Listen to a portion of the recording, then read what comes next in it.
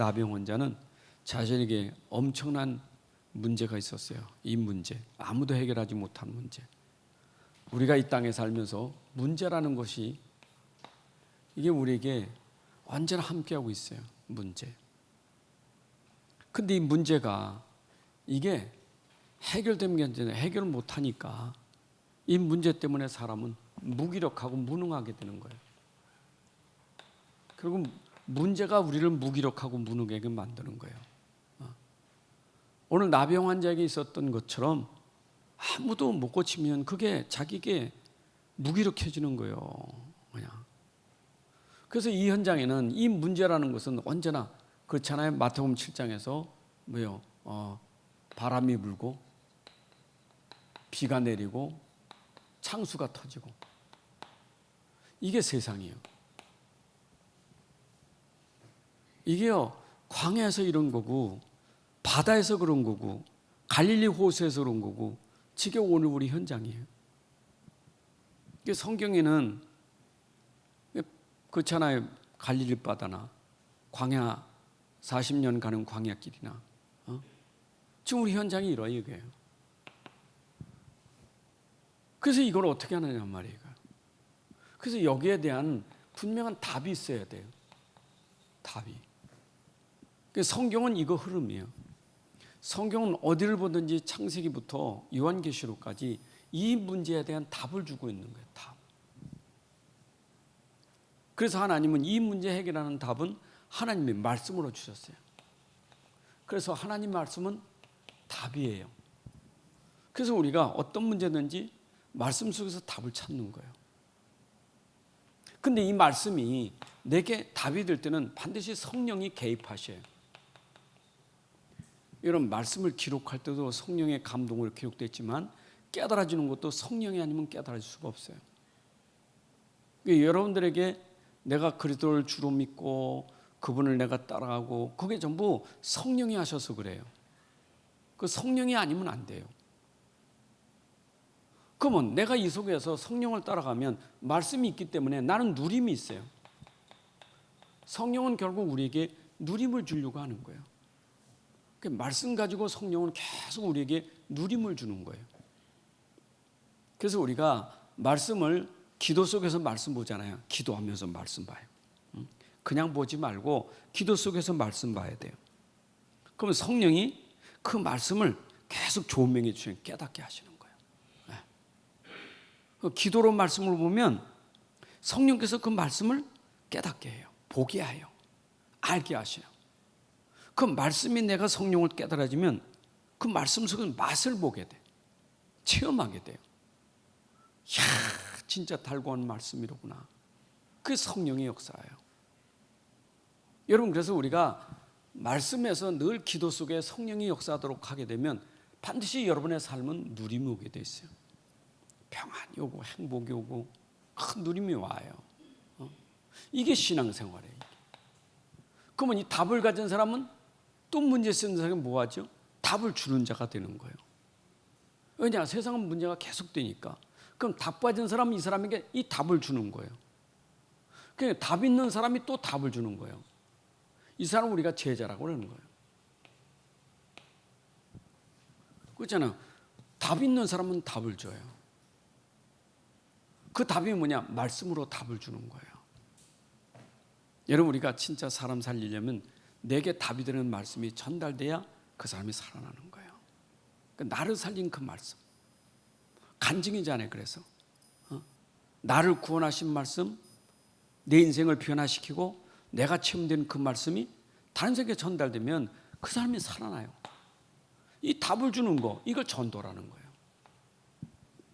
그렇죠? 당연히 그러니까 하나님 말씀은 계속 전달되면서 문제 속에서 계속 사람들을 살리게 되는 거예요. 이게 전도고 이게 선교예요.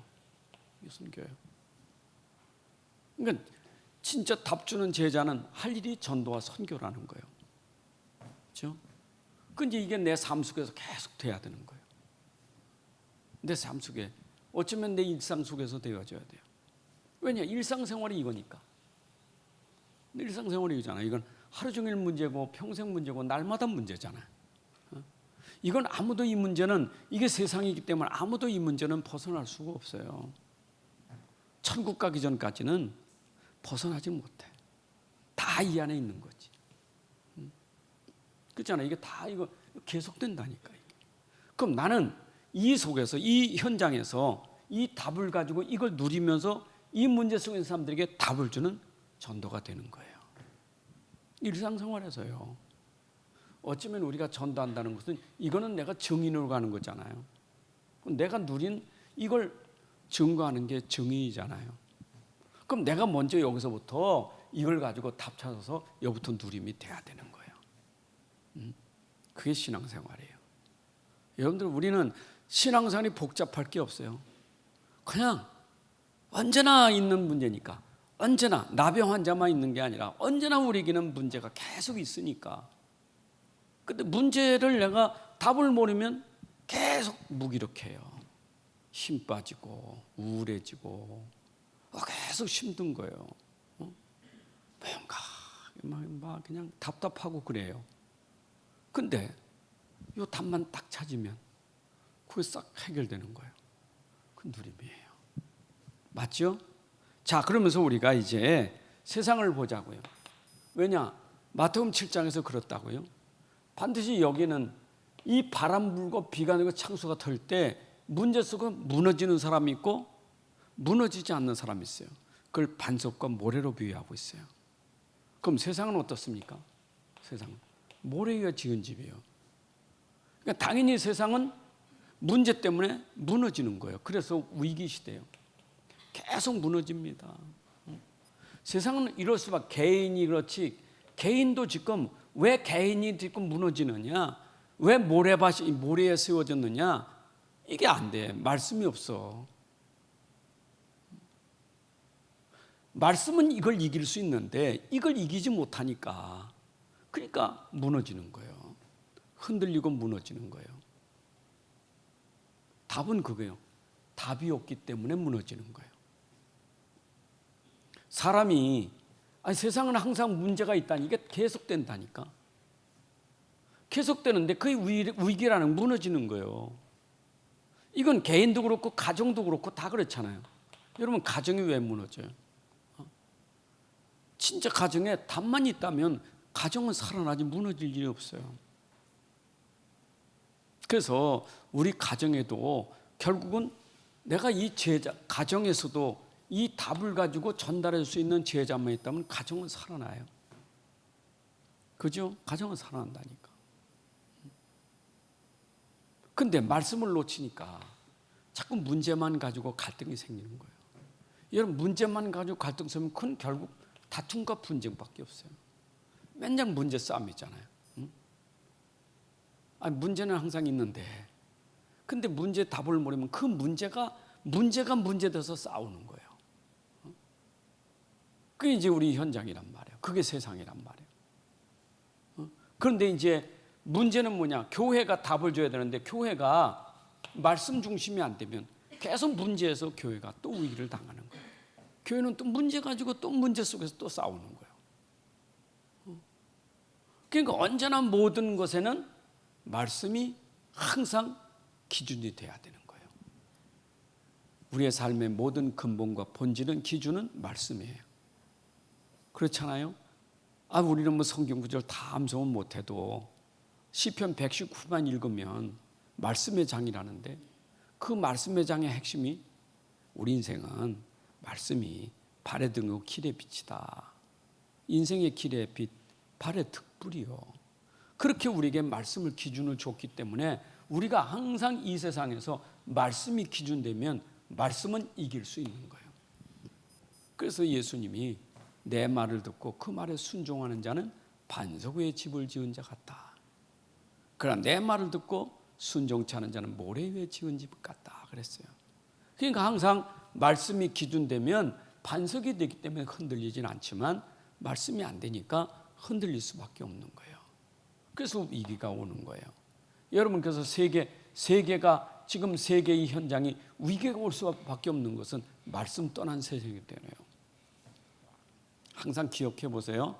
내 자신이 말씀을 떠나면 그래요. 내 상태가 진짜 말씀인가? 나는 진짜 말씀 속에 있는가? 난 진짜 말씀을 따라가는가? 난 진짜 말씀과 함께하는가? 이게 항상 내가 점검해야 돼요. 그러니까 말씀이 없으면 결국은 말씀 없는 그 상태가 자신이 계속 무너질 수밖에 없어요.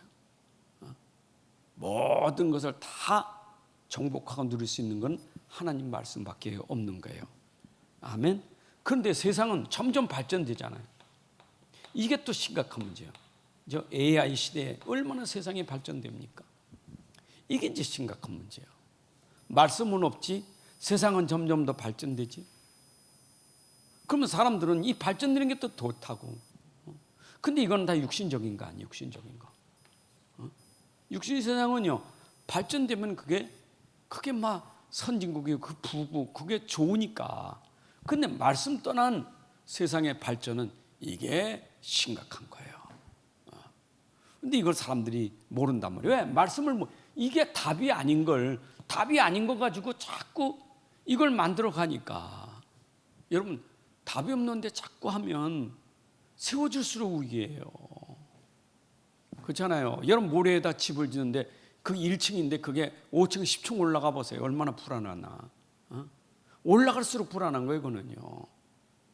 기초가 말씀이 돼야 되는데 기초가 말씀이 안 된다가 자꾸 1층, 2층, 5층, 10층 올려보세요. 무너질 때 그 심한 게 얼마나 그렇지 않아요? 무너짐이 심하다고. 세상이 그래 지금 이게. 그래서 이러다가 이게 무너지는 거예요, 이게. 여러분, 세상에 영원한 강대국은 없어요. 그래서 이 무너질 때 가장 문제가 뭐냐? 육신 문제보는 이 정신병이 이게 문제예요. 그 육신적으로는 잘 사는데 육신적으로는 뭔가 괜찮은데 소병이 있는 거예요. 그래서 이게 부유하자고 성공자고 부자 나라고 선진국인데 정신병은 너무 많은 거예요, 이게. 아이러니하잖아요. 이게 잘 되면 이것도 건강할 텐데. 근데 이게 잘 될수록 정신병은 점점 많아지는 거예요. 그러니까 우리나라가 마약 청정국이라 이제 마약 청정국이 아니에요. 어제도 보니까 뉴스에 마약, 얼마나 마약을 숨겨 들어오고 얼마나 많이 뿌려내는지. 마약이 보통 심한 게 아니에요, 지금. 가정의 주부들, 학교 학생들까지 지금 마약 때는 얼마나 많은지 몰라, 이게. 이게 지금 뭐냐, 이게 다 정신병이에요. 이걸 우리가 타락이라는 거예요. 여러분, 마약 때문에 벌써 음란, 타락 다 따라오는 거예요, 이게. 이게 타락이에요. 그래서 선진국일수록 타락자가 많은 거예요. 여러분, 뭡니까? 다 안 그렇지만 우리 분당이나 강남이나 이런 데는 전부 전문 엘리트들이 많잖아요. 근데 거기는 엘리트들에게 심각한 게 뭐냐? 마약이 많아요. 의사들이 마약을 많이 된다니까. 여러분, 이거요, 엄난 타락이 얼마나 심한지 몰라요. 결국은 말씀 놓치면 누구든지 무너질 수밖에 없는 것이 연약한 인간이에요. 그러니까 말씀 없으면 안 돼. 그런데 사람들은 이걸 알아요? 이걸 모르잖아. 이건 너무 잘 아는데 영적인 것만큼 무지한 거예요. 그 문제가 오면 문제만 알지 그 문제 속에 영적인 걸 모르니까 문제가 무슨 문제가 돼요? 영적 문제가 되는 거예요. 문제는 왔어. 근데 문제를 잘 못 보면 그게 영적 문제가 되는 거예요. 왜냐? 문제가 말이야. 이게 답이 없지. 얼마나 답답합니까? 그 답답하니까 무지한 사람이 하는 게 뭐예요? 그게 바로 우상 종교예요. 이게 무지한 사람들이 하는 거예요. 여러분, 우상이라는 게 뭐죠? 우상은 다른 거 없어요. 하나님보다 더 사랑하면 우상이에요. 복음보다 더 사랑하는 게 우상이에요. 하나님 외에는 다신 없어요. 근데 하나님 말고 다른 거 하는 게 우상이에요. 그죠? 하나님 말고 다른 거 내세우면 우상이에요. 하나님보다 돈 사랑하면 돈이 우상이고, 하나님보다 사람 더 사랑하면 사람이 우상이고. 그러니까 우상이라는 것은 결국 하나님과 말씀을 모르면 다른 것에 자꾸 빠져든다고요. 그러니까 문제를 해결하는 게 아니라 자꾸 다른 곳으로 빠져드는 그 영적 문제가 이게 이제 문제거든요. 여러분, 이게 이 우상 있잖아요. 형상, 우리는 우상은 우상만 생각하잖아요. 응? 절에서 만든 우상, 뭐 이상한 데서 만든 무속인들이 만든 우상, 그보다 더 무서운 게 보이지 않는 사상 우상이 있어요. 사람들이 가지고 있는 사상이 있잖아요. 자기 철학이 있잖아요. 그거예요. 무서운 거예요. 영 공산주의 사상, 이거 얼마나 무섭습니까? 사회주의 사상, 전체주의 사상, 여러분 형상보다 더 무서운 거예요. 사상이. 그러니까 사람들이 가지고 있는 그 사상이 있잖아요. 자기의 사상과 자기 철학과 자기 거 있잖아요. 그거. 그 영적 무지한 사람은 그게 답인 줄 알아. 사상이 우상이. 그래서 세상이 자꾸 어려움을 점점 더 하는 게 결국 답을 놓쳐서 그래요. 자, 그래서 오늘도 우리 현장, 지금 문득병 현장이에요. 이거 세상 현장은 당연히 나병 환자 같은 이런 현장이 이게 불치병이 있는 현장. 근데 이 현장에 누가 오셨어요? 현장에 예수 그리스도가 오셨어요. 이분만이 치유하시는 분이요. 예수는 누굽니까? 그분은 말씀이시고 하나님이에요. 그분이 오시니까 현장 문제가 해결된 거예요. 자, 그러면 오늘 마태복음 8장 1절부터 이제 1절부터 우리가 4절까지 봤지만 여러분 마태복음 5, 6, 7장은 예수님이 말씀을 강론하시고 가르친 현장이에요. 산 위에서. 근데 현장으로 내려오셨어요. 이제 현장으로. 현장에 내려오니까 누가 있었어요? 나병 환자가 있었던 거예요. 그 나병 환자만 있습니까? 다음 시간은 백부장의 하인이 중풍에 걸려가지고 죽어가는 거예요. 또 베드로의 장모가 열병 걸리고 각생병 든 사람들이 현장에 꽉 찬 거예요. 거기 예수님이 찾아가실 거예요. 현장에. 그리고 거기서 뭐 했어요? 치유하셨어요. 여러분, 이 치유라는 것은 결국 말씀으로 치유되는 것이지. 그렇죠?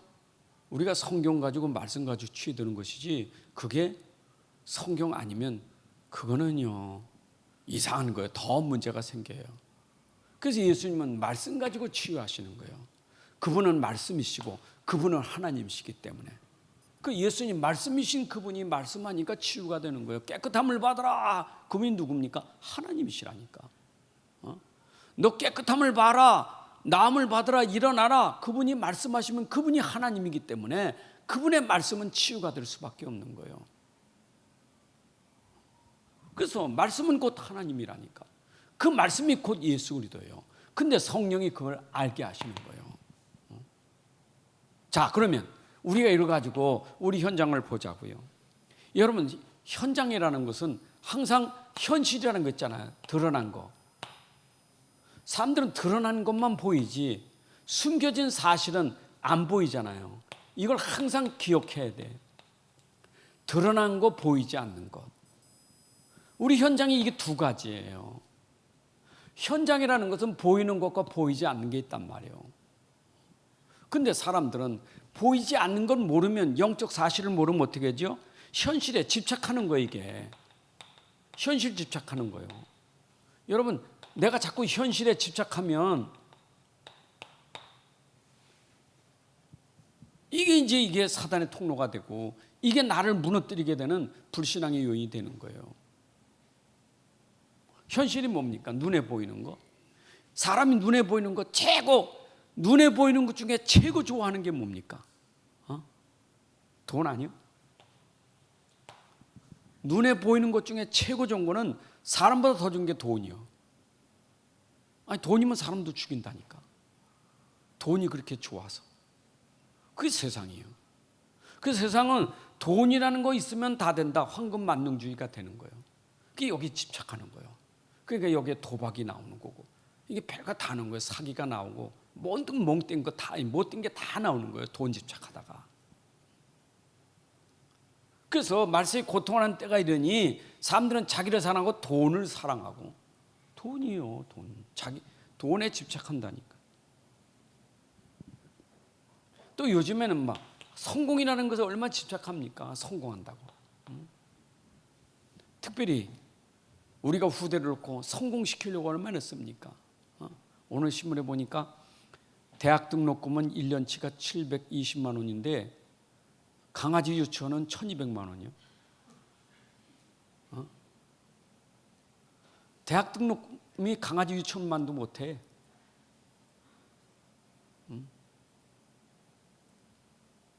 세상이 이상한 세상 됐어.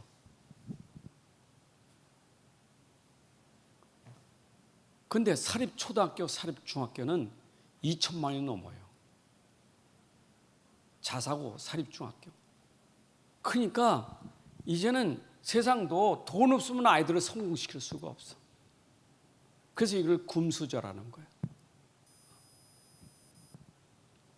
이번에 대법관이 여자분 한 분 나왔는데 청문회에서 난리요. 아버지가 굉장히 부자예요. 근데 열 몇 살 때부터 아버지가 주식을 준 거예요, 이게. 딸한테. 아버지가 딸한테 주식 줄 수 있지. 근데 이 주식을 이제 커가지고 팔았더니 이게 몇십 배, 몇 배가 돼요. 엄청난 돈이 생겼어. 근데 이 아버지가 주식도 사주고 집도 사주고 다 했는데, 아이고, 뭐 부모가 그럴 수 있지. 근데 이거 가지고 양도 뭐 이런 거 있잖아, 그거. 이제 그런 거에 이제 걸렸던 거예요. 근데 거기에 대문자가 뭐냐? 금수저. 아빠 만나. 아빠 찬스. 그 아빠 찬스라고 이제 그걸 국회의원들이 공격하는 거예요. 그랬더니 또 한쪽에서는 미국의 트럼프 대통령 부통령으로 나온 분이 젊은 사람인데 이 사람은 또 흑수저예요. 흑수저는 알아요? 금수저, 흑수저. 빈민촌에서 살았던 사람인데 이 사람이 부통령까지 나왔다는 게 금방 책이 나왔어. 그냥 책이 두꺼운 책이 그냥 신문 일면에 금방 책 베스트셀러. 흑수저 부통령다. 그래서 사람들은 관심이 성공이에요. 성공. 봐라, 성공했지. 여러분 보세요. 세상이 말씀 떠난 그것이 여기에 집착하다 보니 여러분 성공자일수록 이게 심한 거예요. 정신 문제가. 답 없으면 결국 그게 한계에 와요. 이거 세상이라니까. 사람들은 어쩌면 쾌락사랑하기를 하나님 사랑보다 더한다. 쾌락을 좋아하는 거예요. 쾌락이에요, 쾌락. 이 디모데후서 3장에 나오는 거예요. 여기도 자기를 사랑하고 자기 집착, 나 집착, 자기를 사랑하고 자기 돈, 성공, 쾌락. 이거 전부 뭡니까? 이게 오늘 고통을 당하는 우리의 현실. 집착해서 그래요, 집착해서. 우리가요, 말씀 놓치면 쓸데없는 거 집착해가지고 자기도 모르게 빠져드는 거예요. 그냥 말씀 놓쳐보세요. 우린 말씀이 답이고, 말씀이 답이고, 말씀이 누리고, 말씀이 전부인데 이걸 놓쳐버리니까 자꾸 딴 데서 누림을 찾으려고 하니까 이게 행복인 줄 알고, 이게 누림인 줄 알고 빠져드니까 이게 누림입니까, 이게? 복음편 1과에 인간은 행복이 없는가? 하나님 떠나서 그 앞에 서론의 앞에 쓰잖아요. 행복이 없어서 인간들이 뭐 한다고요? 뭐도 하고 뭐 자기 좋은 거 다 하는데, 술 도박 뭐 다 하는데 할수록 어떡합니까? 더 하죠. 집착이. 우리가 이렇게 될 수 있어요. 여러분, 눈에 보이는 거 그렇게 눈에 보이는 거 좋은 거지만 그거 더 중요한 거 찾아야 돼요. 그래서 우리는 이게 보이지만 숨겨진 게 있단 말이에요. 항상 여러분들은 숨겨진 이 숨겨진 것에 눈이 열려져야 돼요. 그래서 항상 눈에 보이는 걸 보면서 항상 눈을 다시 한번 크게 떠야 돼요. 눈에 보이는 건 보이잖아. 어쩔 수 없이 봐야 되니까. 근데 그만 보지 말고 눈을 더 크게 뜨라니까.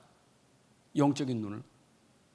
그래서 영안이 이는 영안이 열려야 이 뭐가 보여? 숨겨진 거는 이건 영적 사실, 영적인 게 보이는 거예요. 이게.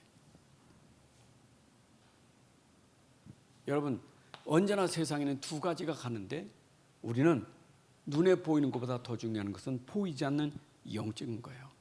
여러분 이거 천번 만번 우리가 말하고 듣지만 실제 현장에 들어가서 이 속에서 살면 우리 이 속에 살면 이거 적용하기가 참 어려워요. 이게 적용이 안 되는 거예요. 맨날 있는 문제 아니요? 항상 있는 문제 아니요? 근데 이게 적용이 안 돼요. 어렵다니까. 내가 어떤 분들 이렇게 상담해 보면 이거를 좀 이쪽으로 하면 목사님 안 들려 그래요. 그 얘기 하나도 안 들린대요. 참, 그 어떻게 해요? 성령이 하셔야지. 그건 내가 하는 일 성령이 하셔야지. 그 안 들린데 어떻게? 성령이 하셔야지. 여러분 안 들리면 어떻게 해요? 여기 빠지는 거예요. 여기 집착하는 거예요. 그 눈에 보이는 거. 여러분 눈에 보이는 거 자꾸 집착하면 중요한 걸 놓쳐버려요. 우리는 영적인 사실. 그래서 저는 이게 이제 우리 안에 숨겨진 건데, 그래 저는 참 그 고린도후서 4장 16, 18절을 그래 제가 이 성경 구절을 이렇게 좋아하는 게 겉사람과 속사람이잖아요. 이게 겉사람, 속사람. 그리고 지나가는 것과 영원한 것, 보이는 것과 보이지 않는 것, 이 세 가지를 얘기하고 있다고요. 우리는 이건 속사람이요. 이건 겉사람이고, 이건 지나가는 거요. 이건 영원한 거고, 그잖아요. 이건 보이는 거예요. 이건 보이지 않는 거. 이렇게 확실하게 말해주고 있어요. 그러니까 이 말은 내가 어디에다가 가치를 두고 살아야 되느냐 하는 거예요. 근데 사실은 사람들이 이제 무지하면 어떤 상태가 되냐 하면은 숨겨진 게 이게 이제 숨겨진 거 안 보이니까 이거는 현실은 자기 안에 숨겨진 게 있잖아요. 그 무서운 게 상처예요. 이걸 몰라요, 상처를. 여러분 사람들은 누구든지 다 상처를 가지고 있어요. 상처 없는 사람 없어요. 근데 내가 이것만 집착하면 자기가 가진 상처를 모르는 거예요. 그러니까 상처를 모르는 사람들이 주로 하는 얘기가 남이 나에게 상처 줬다고 말하는데 상처 받았기 때문에 내가 상처가 있는 거예요. 그렇잖아요. 내가 상처가 있다는 말은 상처를 받았으니까 상처가 있는 거예요. 그럼 내가 상처를 가졌으면 그 상처는 반드시 상처로 나오게 돼 있어요. 그 상처가 뭐로 나와요? 그 상처가 분노로 나오는 거예요. 분노가 바로 이게 뭡니까? 미움이 되는 거예요. 이게 질투, 원수가 되는 거예요. 여러분 그래서 상처라는 것은 이거 빨리 이거 해석하고 말씀으로 회복돼야 되는데 말씀 회복 안 되면 이거는 계속 가지고 시달리면서 분노, 미움, 원수로 살아가는 거예요. 이거 얼마나 무서워요. 근데 이거 안 보인다니까. 그러니까 자기 안에 숨겨진 이건 안 보이고 보이는 건 이것밖에 없어요. 그거 생각해 보세요. 이건 안 보이지, 이거 보이지. 그렇잖아요. 사람이 자기는 안 보인단 말이에요. 자기 상처는 안 보여요. 자기 안에는 분노는 안 보여요. 그리고 보이는 건 이것밖에 없어요. 그러니까 어떻게 되겠어요? 결국 자기 안에는 그것 때문에 자기가 시달리는 거예요. 이게 이제 사람들이 모르고 있는 거란 말이에요. 자, 그러면 여기서 제일 중요한 건 뭐라고 말합니까? 그래서 우리가 늘 말하지만 우리는 상태라는 것이 항상 내가 어떤 상태인가 이걸 점검해야 돼요. 여러분 사람은 상태, 컨디션이 좋아야잖아요. 컨디션. 모든 물건도 상태를 얘기하잖아요. 어떤 물건을 우리가 상품을 팔아도 상품의 상태라는 게 기준이에요. 상태. 그렇잖아요. 어떤 물건 A급, B급 그 상태를 말하는 거 아니에요? 우리가 과일을 팔아도 A급, B급이 있잖아요. 상태를 말하는 거 아니에요? 모든 만물에는 상태가 있단 말이에요. 상태가. 우리 사람도 상태가 있어요. 근데 껍데기만 가지고 상태 얘기하지 않잖아요. 껍데기 아무리 반지를 해도 그게 A급은 아니잖아요. 껍데기만 반지낸다고. 그러니까 자꾸 껍데기 반지르게 말하면 농약 칠하고 뭐 이상한 거 발라가지고 번덕번덕 만들잖아요. 여러분 과일 그 번덕번덕한 좋은 거 아니에요. 그렇잖아요. 제주도에서 귤 따온 사람 그러더라고. 번덕번덕한 귤은 좋은 거 아니라고. 찌그러지고 뭔데 겉에 보니까 뭐 딱지도 않은 거 이상한 그게 진짜 좋은 거라고. 그 진짜 그거 먹어보니까 그게 훨씬 더 그 모양도 없고 이상한데 그게 더 맛있어요. 근데 상품만으로 어떻게 막 반덕반덕 뭐 바르고 하잖아요. 여러분 그게 A급입니까? 우리의 상태는 속이 좋아야 돼. 속 상태가. 여러분 속 상태가 어떤 영적 상태가 최고예요. 그래서 우리는 영적 상태를 최고의 상태로 만들어야 돼요. 맞죠? 여러분 영적 상태가 최고가 돼야 돼. 그게 반석이에요. 그게 반석이에요. 그게 말씀 위에 서 있는 사람이에요. 그 여러분 영적 상태가 얼마나 중요한데요. 그 제가 그랬잖아요. 지난 금요일 날 얘기했나요? 내가 무엇을 할 것이냐가 중요한 게 아니고 어떤 사람이 될 거냐가 중요하고 어떤 사람이냐는 것은 어떤 상태의 사람이냐가 중요하다고. 그렇잖아요. 내가 일하는 것도 중요하지만 내가 사역하는 것도 중요하지만 사역하는 사람이 어떤 사람이냐. 근데 그 사람의 상태는 어떤 상태냐. 이게 중요한 거예요. 영적 상태가. 이게 본질이에요. 사람의 본질은 영적인 상태에서부터 본질이 되는 거예요. 그죠? 이건 세상의 기준이고 하나님이 보시는 기준은 이거예요. 그래서 내가 중심을 보느니라. 우리의 상태를 보시는 하나님은 우리의 영적 상태를 보시는 거예요. 그래서 네 영혼이 잘 되면 네가 범사가 잘 된다. 그러니까 우리 영혼이 건강해야 돼요. 그렇죠? 영혼이 건강해야 되겠죠? 그게 뭘로 돼요? 말씀이 있잖아요. 자, 그러면 우리가 이 속에서 우리가 진정한 가치를 찾아가는 사람이 돼야 돼요. 여러분 가치 있잖아요. 가치도 있고 가치관도 있어요. 여러분 진짜 어떤 게 나에게 진정한 가치관을 가지고 있는가?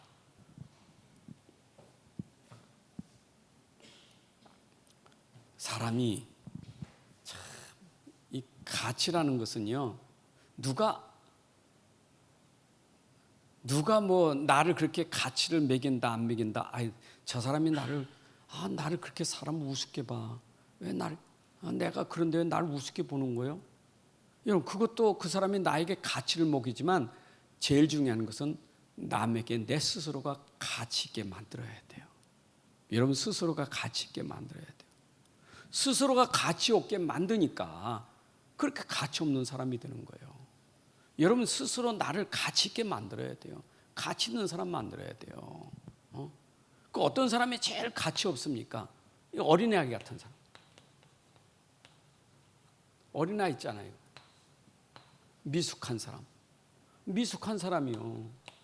성숙한 미숙한 사람이요. 어린아이는 특징이 뭐죠? 어린아이는 육신적인 거예요. 그래서 고린도서 3장 1절부터 3절에 육신적인 거예요. 그러니까 이것 때문에 싸움, 분쟁이 많아요. 늘 싸우는 거예요. 싸우고 다투는 게 이게 바로 어린아이예요. 근데 이거는 상관없어. 나이가 어리다고 어린아이고 나이가 많다고 노인이냐 그건 아니에요. 이건 나이와 상관없어. 나이가 그렇게 많은데도 불구하고 어린아이 같은 사람이 있고 나이가 어린데도 어른 같은 사람이 있어요. 여러분 그렇잖아요. 그러니까 바울이 디모데에게도 너 나이는 어리지만 남이 너에게 업신여김을 받지 않도록 네가 믿음의 본을 보이는 사람이 되라. 그 얘기였어요. 나이는 어리지만. 근데 나이는 엄청 먹었는데 맨날 어린애예요. 맨날. 그게 수준이 어린아이요. 아니 왕인데도 어린아이요. 그렇잖아요. 요셉 보고 바로 보세요. 바로는 어린아이 같아. 요셉은 어른이요. 다르잖아요. 이게 있으니까. 여러분들이 진짜 말씀이 있고 내 영적 상태가 힘 있으면 어린아이 되는데 이게 안 되면 어린아이요. 이게 가치요. 가치.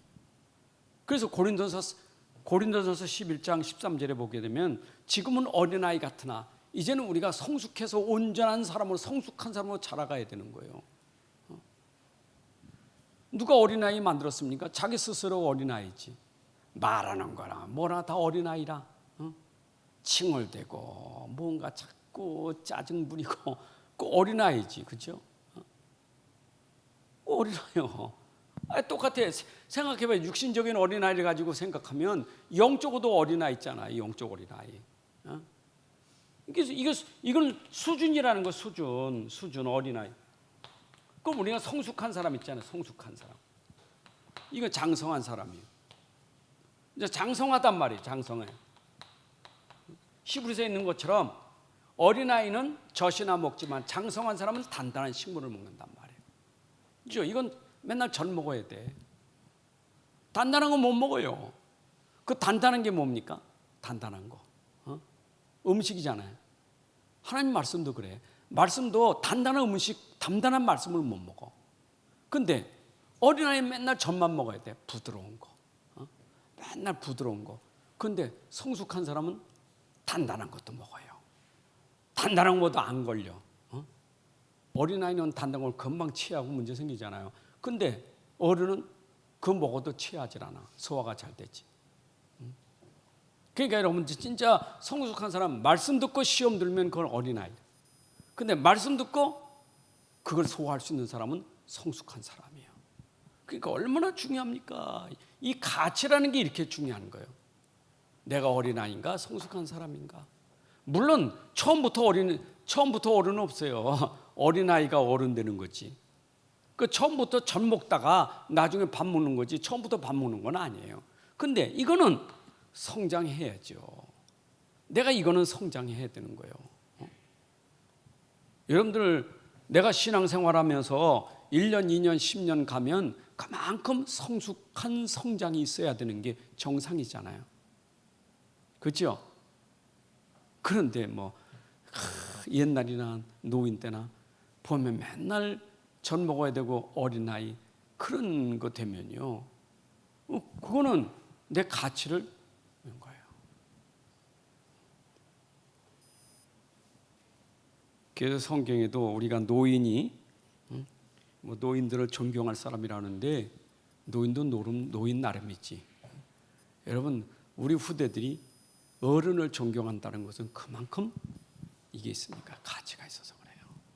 여러분들 존경받는 사람 있잖아요. 그건 성숙한 사람이에요. 모든 후대들이 존경하고 모든 성도들이 존경하고 모든 가족들이 존경하고 모든 사람들이 존경할 만큼 성숙한 사람. 누가 가치를 만들어요? 자기 스스로가 가치를 만드는 거예요. 아멘.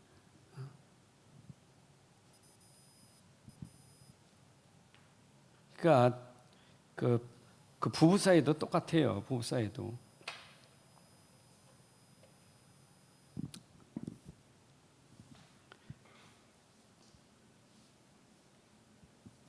때리는 게 이기는 사람이 맞는 게 이기는 사람이에요. 옛날부터 때리는 사람은 밤에 잘 때 어떻게 자고? 엉클이고 자고. 맞은 사람은 다리 펴고 잔다고. 여러분 남 때리면 불편해. 차라리 맞아서 다리 뻗고 자는 게 낫지. 그 세상 속담도 세상도 그래요. 근데 우리 복음 가진 사람은 맞아도 복음은 손해 안 봐요. 그게 우리의 복음의 가치예요. 그게 복음 가치예요. 그러니까 우리가 요셉이 아무리 형제들이 아무리 집어넣고 아무리 그래도 형들하고 요셉은 달라요. 달라. 수준이 달라. 요셉 형들하고 요셉하고 수준이 달라요. 완전 다르죠. 완전 다르지. 그때 겉으로 보면 완전히 현실로 보면 형제들이 다 이겼지. 요셉 다 이겼지. 막 잡았지. 막 구덩이 던지지. 팔아버리지. 다 이기죠. 다 이기지. 근데 요셉은 바보지. 우리가 바보잖아요. 근데 요셉은 딱 가진 게 있어. 성숙한 사람. 말씀이 있단 말이에요. 자, 그러면 우리는 세상에서 어떤 사람이요? 구별된 사람. 여러분 구별됐어요. 우리의 구별은 뭐예요? 영적인 게 구별돼야 돼요. 그 영적 구별에서 우리가 이걸 가지고 뭐라 해요? 저 사람은 다른 사람이요. 저 사람은 진짜 다른 사람이요. 그게 뭐예요? 영적인 것 때문에 이런 거예요. 저 사람은 다른 힘이 있어. 저 사람은 다른 삶이요. 왜 그래요? 영적인 힘이 있기 때문에 구별된 사람이요. 저 사람은 다른 사람이요. 다른 힘이 있고 다른 삶이 있다. 여러분 이게 바로 그 사람이 지도자가 되고 리더자가 되는 거예요. 우리 지도자 리더자는 다른 사람, 다른 힘 있고 다른 삶이 돼야 지도자고 리더가 될 수 있는 거예요. 아멘. 여러분 스스로 그렇게, 여러분 자신을 그렇게 만드세요. 자신을. 여러분이 스스로 그런 자신을 만드세요. 남한테 남만 보고 비교하지 말고 여러분 스스로 만드세요. 남편이야 그래도 아내가 그래도 뭐 누구 자식 그 자꾸 거기다 맞추지 말고 내가 스스로 나를 가치 있는 사람 만드세요. 나는 남편 때문에, 나는 자식 때문에, 거기다 대지 말고 내 스스로 자신을 가치 있게 만들면 돼요. 자, 그럼 우리는 나병 환자를 통해서 보자. 병든 자예요. 여러분 세상은 병든 세상이에요. 병들지 않은 사람 없어요. 다 병든 사람이에요. 그렇죠? 모든 인생이 다 병들었어요. 근데 이 병들었다는 것은 육신적인 보다 우리의 상태잖아요. 병들었다는 말은 상태잖아요. 뭐가? 육신적으로 상태가 안 좋으면 육신 질병, 정신적으로 상태가 안 좋으면 정신병, 영적으로 상태가 안 좋으면 영적인 질병. 그렇죠? 모든 사람은 일단은 육신적이든 정신적이든 뭐 영적이든 다 질병이 없는 사람 없어요. 다 있어요. 모든 사람 다 병든 자예요. 자, 그런데 이때 누가 오셨어요? 예수님 여기 찾아오셨어요. 이게 찾아온 게 은혜예요. 여러분 찾아오셨어요. 이거 하나님의 긍휼이라 그래요. 긍휼. 사랑과 긍휼이에요. 여러분 우리가 병들었을 때 하나님 우리를 찾아오신 거예요. 우리가 아직 죄인 됐을 때 찾아오셨어요. 여러분들이 자격이 있어서 이렇게 은혜 받은 게 아니고 하나님이 우리를 찾아오셔서 그 사랑을 우리에게 나타내신 거예요. 아멘. 병든 자 찾아오신 그분이 어떻게 하셨어요? 그 손을 거기에 대시니 그 말이요. 이 문득병은 문제가 있어요. 부정한 죄 만지면 안 돼. 근데 예수님이 대셨다니까. 예수님 만지셨다니까. 이걸 뭐라 해요? 대속이라는 거예요. 예수님이 대속하셨어요. 여러분 우리의 질고를 담당하시고 우리의 모든 걸 다 담당하신 거예요. 그게 뭡니까? 요한복음 19장 30절. 예수님 오셔서 인간이 가지고 있는 모든 병을 십자가 다 대속하셨어요. 다 담당하셨단 말이에요. 예수님이 다 담당하셨다니까. 그러니까 부정함이 예수님께로 전가되고 부정했던 문둥병자는 깨끗함을 입었더라. 예수님의 죄를 담당하니 그 죄로 우리가 다 예수님께로 가고 우리는 예수님을 통해서 죄를 깨끗이 용서받게 된 거예요. 그게 은혜예요. 예수님이 죄를 담당했다니까. 죄 있는 사람이 의인 됐다니까. 이게 대속이에요. 여러분 성경의 원리가 이거예요. 66권의 원리가 이겁니다. 예수님 오셔서 결국 요한복음, 마태복음 8장, 9장, 12장, 12, 13절에도 그랬잖아요. 내가 온 것은 죄인을 부르러 왔지 의인을 부르러 온 게 아니다. 병든 자에게 의원이 필요하지. 그렇죠? 건강한 자에게 왜 의원이 필요합니까? 병들었으니까. 병든 자, 우리 인생을 찾아오신, 죄인을 찾아오신 예수님이 우리의 모든 죄를 다 담당하시고 죽으신 거예요. 여러분 그래서 우리는 예수로 말미암아 문둥병자처럼 깨끗함을 입은 거예요. 아멘. 지금 문둥병자가 병 들어와서 이거 지금 격리됐잖아요. 어디 감히 어디 지금 어디 사회에 나와요? 사회에 나올 수도 없지. 어떻게 사람 속에 나와요? 외톨어 살아요. 자, 그렇다면 우리는 뭐 해야 되겠어요? 오직 예수. 오직 예수는 나의 주, 나의 하나님 돼야 돼. 나의 그리스도예요. 여러분들이 예수가 나의 주, 나의 하나님, 나의 그리스도가 되셔야 돼. 그 오직 예수, 그분은 나의 주, 나의 하나님, 나의 그리스도가 돼야 돼요. 그리고 그분은 지금 무엇으로? 성령으로 함께 계십니다. 예수는 지금 성령으로 나와 함께 하십니다. 성령으로 함께 계십니다. 언제까지 함께 계신다고요? 세상 끝날까지. 내가 너희와 함께 한다. 뭘로? 성령으로 함께 하십니다. 그래서 여러분 속에 오직 예수 성령이 오셔서 우리 안에서 함께 계셔서 인치시고 보증하시고 보장하신 이 축복이 우리에게 있는 거예요. 자, 그러면 내가 이제 이게 있다면, 아니 나의 주 나의 하나님 오직 내 안에 성령, 나는 어떻게 살아야 돼요? 그럼 나는 할 게 없어요. 나는 믿음밖에 없어요. 오직 믿음. 그래서 오직 믿음으로 우리는 사는 거예요. 여러분들이 뭘 할 거 없어요. 그냥 믿으면 믿음으로 사는 게 전부예요. 오직 의인은 믿음으로 살리라. 나는 언제나 믿음이 있는가? 항상 고린도후서 13장 5절에 있는 것처럼 나는 항상 내 믿음이 있는가? 내 자신을 항상 점검하면서 믿음 속에 사셔야 돼요. 나는 믿음에 있는가? 나는 믿음의 사람인가? 나는 진짜 믿음의 사람인가? 나는 믿음이 있는가? 난 진짜 믿음으로 사는가? 이게 항상 24 믿음을 체크하셔야 돼요. 하나님은 믿음 없이는 하나님 기뻐하지 않아요. 믿음을 하나님 기뻐하시지. 그리고 믿음 없이 하는 것은 다 죄니라. 믿음이 아닌 것은 다 죄라 그랬어요. 그래서 믿음이 되어야 의가 되는 것이고, 믿음이 돼야 하나님이 기뻐하시는 거고, 믿음이 돼야 하나님이 영광을 받으시는 거예요. 그럼 나는 항상 24 믿음이 본질이에요. 믿음은 평생 붙잡고 가야 돼요. 천국 갈 때까지만 믿음이 돼요. 천국 가서는 믿음도 소망도 사라지고 사랑만 있게 돼요. 천국 갈 때까지만 믿음 소망은 우리가 지켜야 돼요. 그래서 믿음 지켜야 돼요. 믿음 지킵시다. 하나님 아버지 감사합니다. 오늘도 우리에게 귀한 시간 주셔서 말씀 주셨는데 나병 환자를 치유하신 주님이 지금 우리에게 오셔서 함께 계신 건 믿습니다. 이제 믿음 속에서 오늘도 우리 현장에서 우리가 문제 때문에 무너지지 않고, 문제 속의 영적인 사실을 보고 영적인 눈이 열려지고, 그 속에서 지금 나와 함께 하시는 예수를 확실하게 믿을 수 있는 믿음의 삶이 되게 하여 주옵소서.